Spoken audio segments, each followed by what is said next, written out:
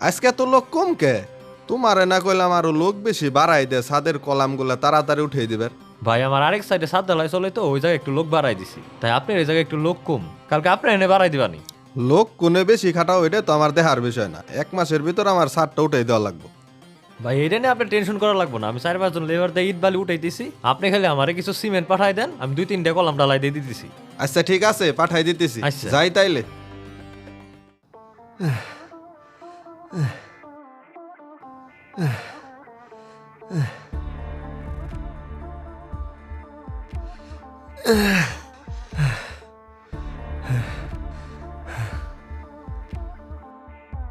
কি রে, কি ব্যাপার? তুমি বস্তা উপরে না উঠে এই যে নিচে বসে রয়েছো কে বস্তা নিয়ে?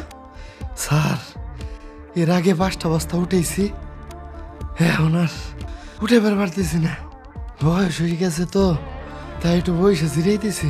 তোমাকে কি জিরানের জন্য আমি টাকা দেই? তোমরা যে হারে কাজ করতে চাও 3 মাসের ভিতরে তো ছাদ উঠে পারবে না, যা দেখতেছি আমি। স্যার, হঠাৎ করে দমটা আটকাইছিল তো, তাই একটু বইছি। আমি দিয়ে আসতেছি স্যার এখনই, আপনি চিন্তা করেন না। তোমার মতো লোক যে কন্ট্রাক্টর কিসের জন্য কাজে রাখে আমি এইটাই বুঝি না। ওর কি লোকের অভাব পড়ছে? আমার দরকার ওর মতো এরকম তাগড়া যুবক, তাড়াতাড়ি কাজ করব, আমার ছাদটাও তাড়াতাড়ি উঠিয়ে দিব। যাও তুমি বস্তাটা ছাদে রাখো, আর তোমার কন্ট্রাক্টরে তাড়াতাড়ি নিচে পাঠাও, কথা আছে আমার। আচ্ছা।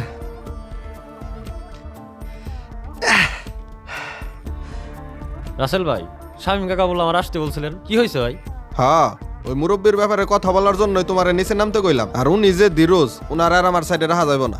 ভাই শামীম চাচারে মানা করে দিব, উনি তো অনেক অভিজ্ঞ, অনেক দিন ধরে আমার এই জায়গায় কাম করে। অভিজ্ঞতাতে আমি কি করুম? আমার দরকার কাজ আগানের। উনি তো পয়সা থাকে, কাজ চুরি করে। উনার দ্বারা আমার সাইডে কাজ হইব না, উনার কাল থেকে মানা করে দিও। আচ্ছা ঠিক আছে ভাই, মানা করে দিব না। শামীম কাকা, আপনার আর কাম করা লাগবে না। কে বাজান, কি হইছে? মালিক আপনার কাম দেখছে, মালিকের আপনার কাম পছন্দ হয় নাই, তাই মালিক চান আপনি আর কাম করেন, আপনি আর আইসেন না কাকা।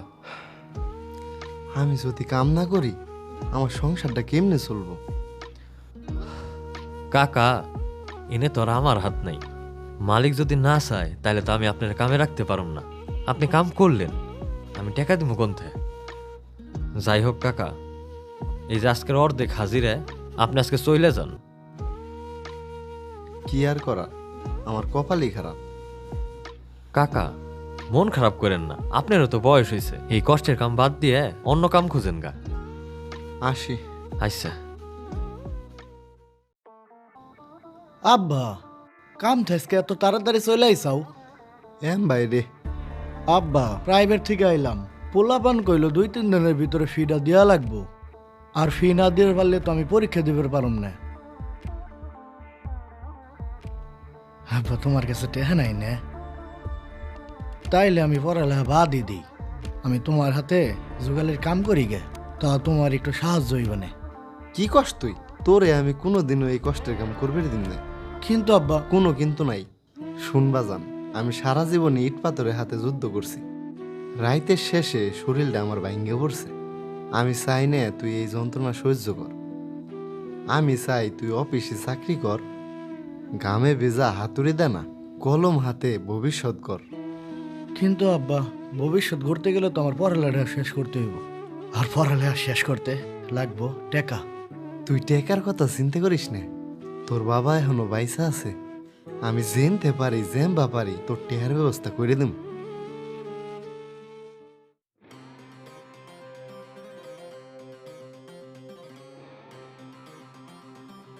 কাকা কিছু কবেন নাকি?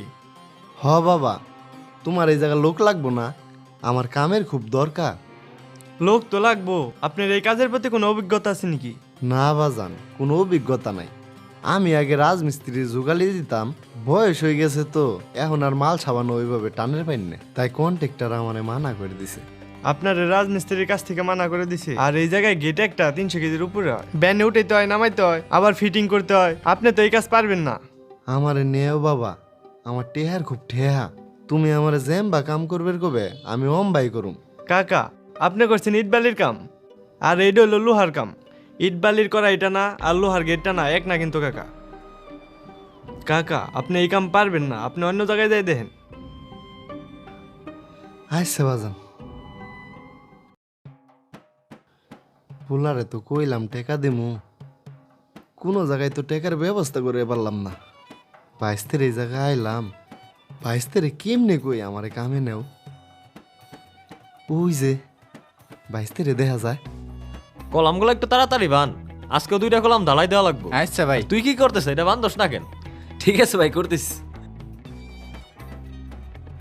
ভাই আপনারা স্বামী কাকার মানা করে দিলেন, তারপরও দিয়ে আইসে বসে থাকে।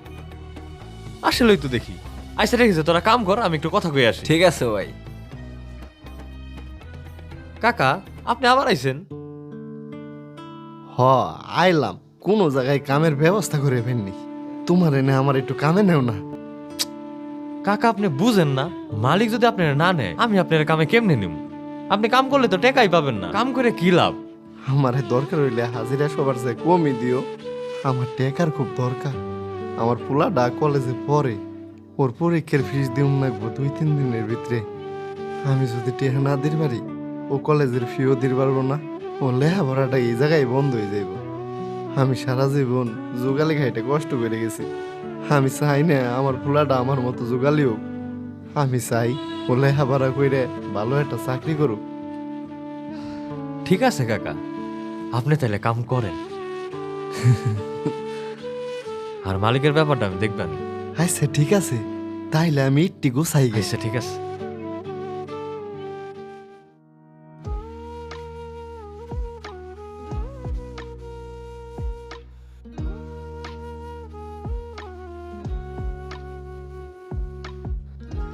আসসালামু আলাইকুম স্যার। ওয়ালাইকুম আসসালাম। তুমি আবার আইসাও কাজে? স্যার কন্ট্রাক্টর তো কইলো আমারে কাম করবেন। কন্ট্রাক্টরের নাম মানা করলাম তোমার কাছে নিতে। আচ্ছা ঠিক আছে, আমি কন্ট্রাক্টরের সাথে কথা বলতেছি। ভাই ডাকছেন কেন? বসেন। কি হয়েছে ভাই? ব্যাপারটা কেমন হইলো?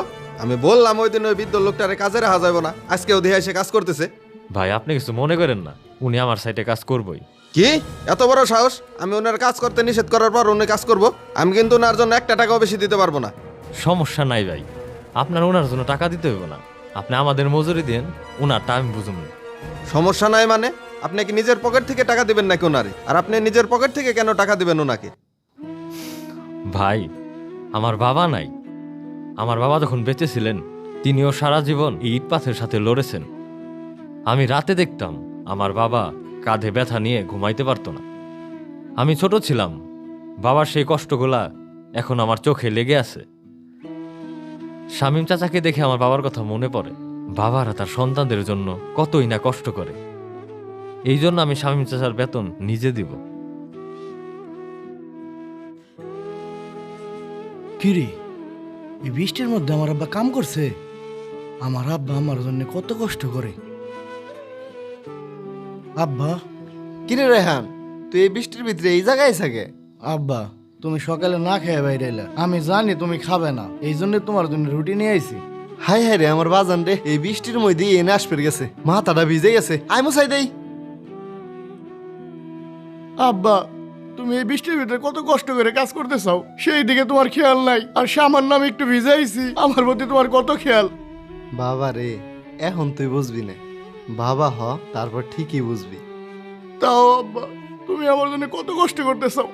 আরে বাবাকে জন্যই তো কষ্ট, আমি কষ্ট করুম না তা কি করব? আর তোর কাজ হইলো আমার স্বপ্ন পূরণ করা। আমি দোয়া করি তুই অনেক বড় হ। আব্বা আমি তোমার স্বপ্ন পূরণ করুম, একদিন আমি তোমার এই কষ্ট আর করতে দিব না।